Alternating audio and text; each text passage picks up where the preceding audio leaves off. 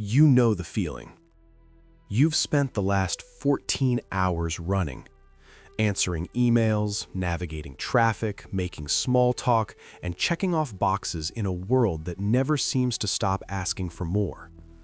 You've been waiting for this exact moment all day, the moment your body finally hits the mattress and the world goes silent. But as the room goes dark, a strange and frustrating glitch happens. Your body is heavy, like lead, sinking into the sheets, yet your mind suddenly feels like it's just started a marathon. You close your eyes and the tapes start playing.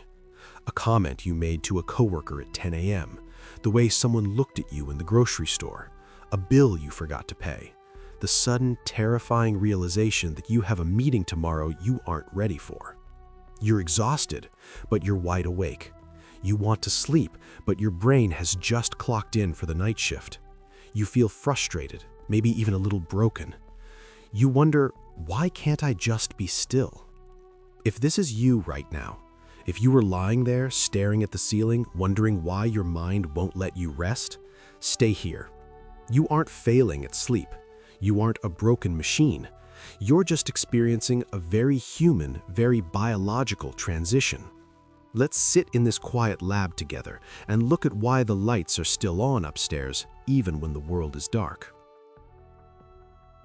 In the United States, we live in a culture that demands constant on time. From the Silicon Valleys to the busy streets of Chicago, we are rewarded for being busy. We're trained from a young age to ignore our inner whispers so we can focus on the outer noise. Productivity is our currency, and because of that, we've forgotten the ancient art of winding down. Think of your mind as a busy New York City street during rush hour. All day long, the cars are honking, the people are shouting, and the energy is chaotic. You don't notice any single sound because the total volume of life is too high. You don't hear the bird chirping or the distant siren because they are drowned out by the hustle. But at night, the traffic stops. The city sleeps, the street becomes empty, and suddenly you can hear a single footstep echoing off the pavement. You can hear the hum of a refrigerator 3 rooms away. That is what's happening in your bed right now. Your life has finally gone quiet, and because the volume of the world turned down, the volume of your thoughts turned up. It's not that you're thinking more, it's just that you can finally hear what's been there all day, waiting for a moment of silence to be heard. Neurologically speaking, your brain is currently shifting gears. When you stop focusing on a specific external task, like driving, typing, or scrolling, your brain activates a complex system we call the default mode network. In the Calm Nights Lab, we call this the introspection gear. For most of us, this gear is where the brain starts connecting the dots. It looks at the past to try and solve the future. It's essentially your mind's way of trying to clean up the messy, unorganized data of your day. It's replaying that conversation from this morning because it wants to make sure you're prepared for the hunt. But here's the catch. Your brain is a brilliant problem solver, but it's a terrible clock watcher. It doesn't realize that it's 2 a.m. It doesn't realize that analyzing your life at this hour won't actually solve the mortgage or fix the relationship. It just knows it has work to do, and in the absence of distractions, it's doing it with 100% of its power in the cold silence of your room. There's a deep tension here, a neurological disconnect. Your prefrontal cortex, the logical, adult, executive part of your brain, is tired. It's low on glucose. It wants to go offline and recharge. But your amygdala, the ancient emotional alarm system, is still wide awake. This is why your worries feel so much heavier, so much darker at night. In the afternoon, with the sun shining and your logic fueled up, you could say, "Don't worry about that. It's not a big deal." But at night, the logical adult is asleep at the desk. The emotional child is left alone in the dark, and it tends to catastrophize. A small to-do list becomes an insurmountable mountain. A minor social awkwardness becomes a permanent character flaw. It feels real. It feels urgent. But you must recognize this for what it is, an imbalance of energy. It's a tired mind trying to navigate a quiet world without its daytime compass.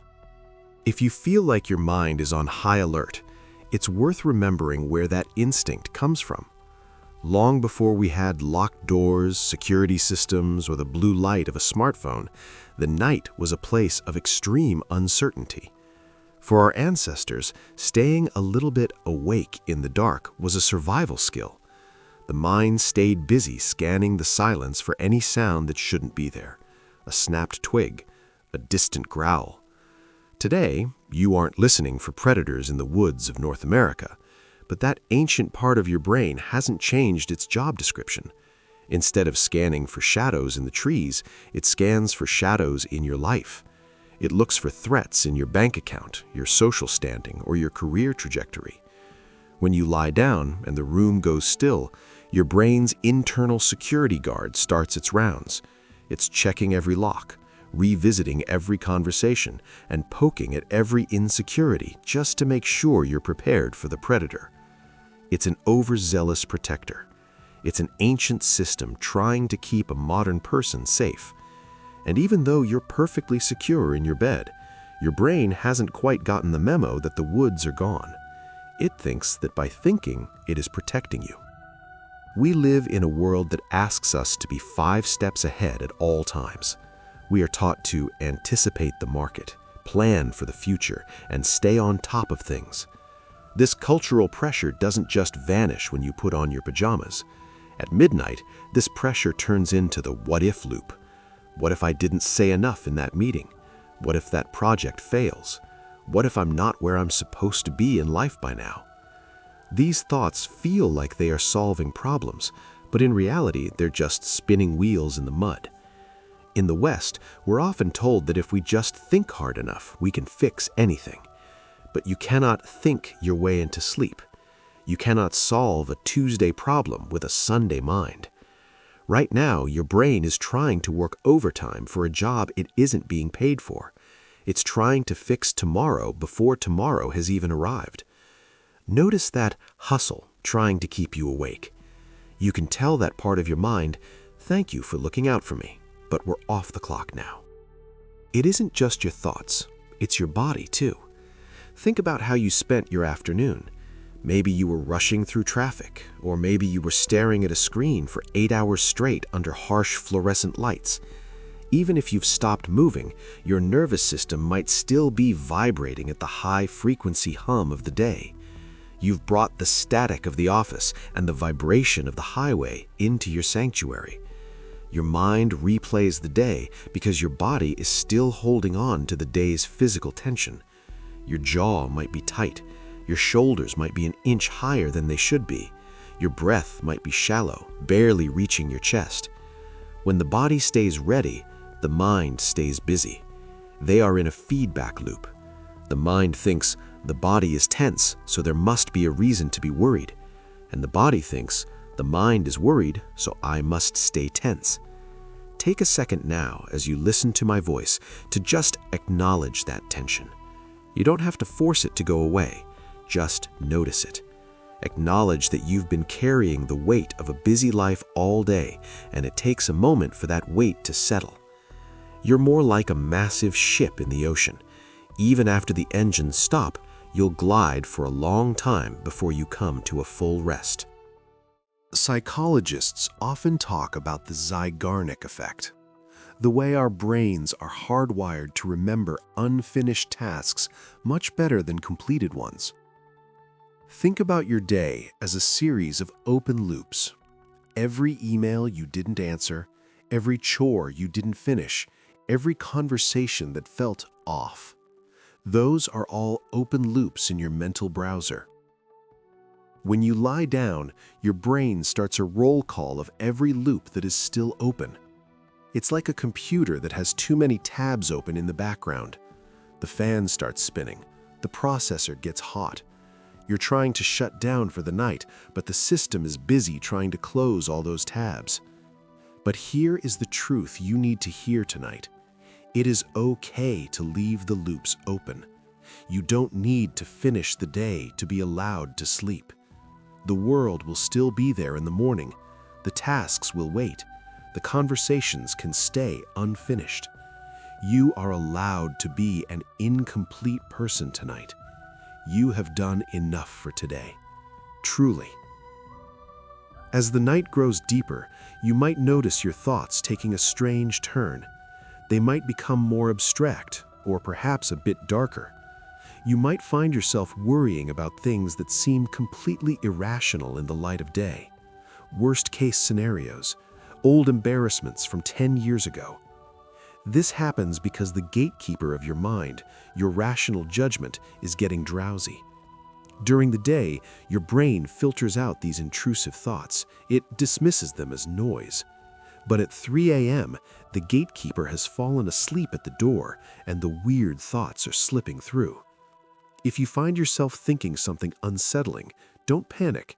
It's just your imagination running free without its daytime supervisor. It's like a radio station picking up static from a distant city. You don't have to believe these thoughts. You can just watch them pass by like strange characters in a dream you haven't fully entered yet. They are just signs of a very tired mind playing with shadows.